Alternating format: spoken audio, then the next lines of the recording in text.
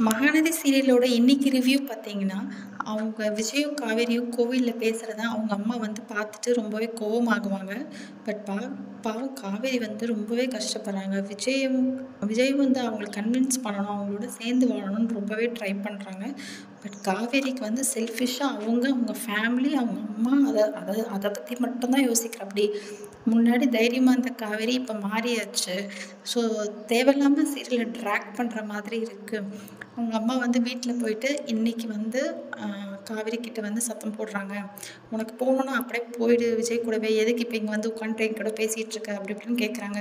So இந்த கேப்புக்கு நடுவில் விஜய் வீட்டில் விஜய்க்கும் காவேரிக்கும் டைவர்ஸ் பண்ணணும்னு சொல்லி வக்கீலை வர சொல்லி ஃபார்மெல்லாம் ரெடி பண்ணி அவங்க பாட்டியும், விஜயோட பாட்டியும் அத்தையும் காவேரி வீட்டுக்கு வருவாங்க. ஸோ அதை பார்த்து காவேரி வீட்டில் எல்லாரும் ஷாக் ஆக போகிறாங்க. இவங்க பாட்டியும் அத்தையும் இவங்களை பிரிக்கிறதுல குறியாக இருக்காங்க. பட் விஜய் வந்து காவேரி கூட சேர்ந்து வாழணுன்றதுல ரொம்பவே ஸ்ட்ராங்காக இருக்கார். அடுத்தடுத்த எபிசோடில் என்ன நடக்குதுன்னு பார்க்கலாம்.